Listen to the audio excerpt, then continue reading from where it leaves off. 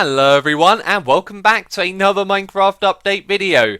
Minecraft 1.9.1 is out, it is available for download, you can go update your game right now, but in this video we're going to be covering the things that have changed that you need to know about.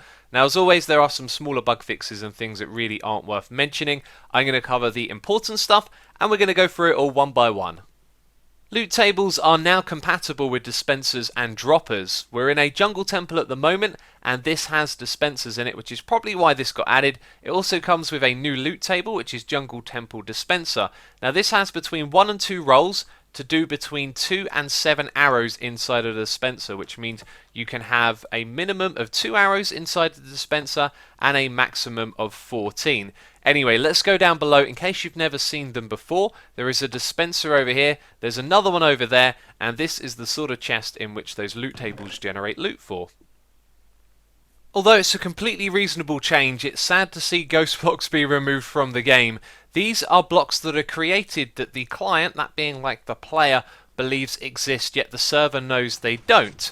So for example, here is a machine that I made on the third Hermitcraft world, and it generates diamond blocks out of nothing, as well as a few other ones as well. But these are actually ghost blocks that aren't technically really there. If we pop down below, you can see there are some fancy slime block machines that exploit this bug, and it has been patched in this update.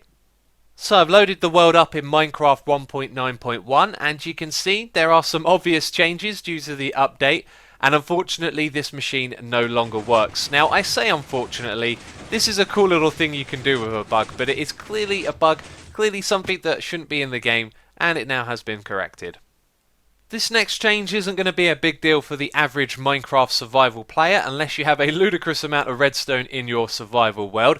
However, for those of you that like to do big redstone projects and build redstone computers, this is going to be like music to your ears. There is a limit to the amount of tile ticks that can happen in a single tick, and that limit is 1,000. So let's say you have 1,001 repeaters all lined up to fire at the same time, then 1,000 of them will happen in one tick and the other one will happen in the next tick. Now this limit has been lifted from 1,000 all the way up to 65,536, which is a massive difference, and hopefully going to help all of you out there who are building redstone computers. But for the average player, this update isn't really going to mean too much.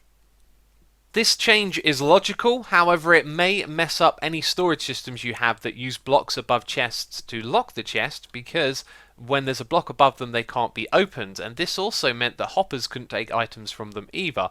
Now these are locked at the moment. Let's unlock them by flipping these levers, and you'll see that items are actually going to get transferred into the chest at the bottom. So that is the change. Even if the chest is locked by a block above it, hoppers can still take items from it. This next change may just be my favourite in 1.9.1. It is the whooshing sound of the elytra. Listen as we descend. That sounds absolutely glorious. I love it. And as you go faster, it gets louder. And when you go slower, it gets quieter. And I love it. I think it's great. Definitely my favourite change in 1.9.1.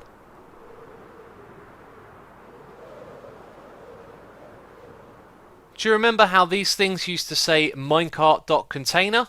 Well, that's been fixed. Just a small one I thought I'd mention.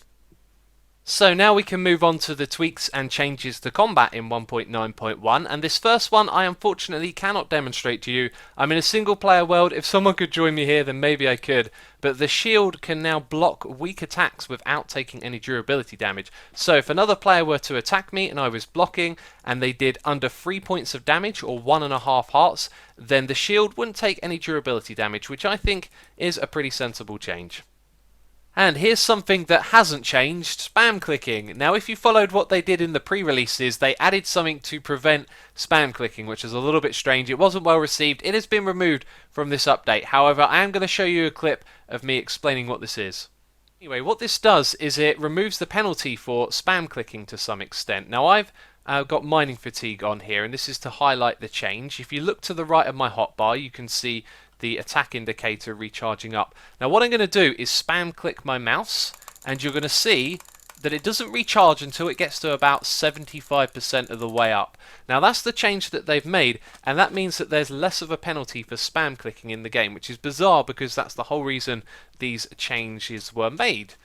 If you watched my pre-release video, then you'll know that Diamond Armor now has Armor Toughness to make it a little bit better still than Iron Armor is, and I've since learned that this number right here, the Armor Toughness +2, actually stacks up, so with a full set of Diamond Armor you can have 8. Now I've been scratching my head trying to figure out how this works, and I don't know really what's going on, but I put the damage formula on the screen for you, and there you can see it is factored in. But the cool thing there is that this stacks up, so it means for each piece of armor, all of that armor toughness will help you prevent taking some damage.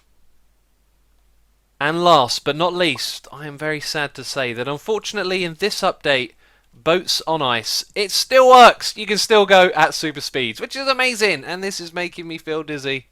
Oh, bad idea. And that is it from me, this Minecraft update video. I hope you enjoyed it. If you did, leave a like and be sure to check out the 25 secret changes in Minecraft 1.9 video if you haven't seen that one already. And by the way, thank you to all of you who checked that video out. It is approaching 1 million views, which is absolutely incredible. So thank you to all of you. I hope you have a great day. Hope you enjoyed this video. So thanks for watching, and I'll catch you next time. Bye bye. And one last thing I'd like to mention, of course, by the time I go to release this video, I find out that Mojang have now called this update 1.9.2. Apparently there was some sort of error connecting to servers, and so yeah, I've been saying 1.9.1 the whole video, and it is 1.9.2. I'm expecting a million comments about that, but anyway, cheers for watching. I'll see you in the next one. Bye bye.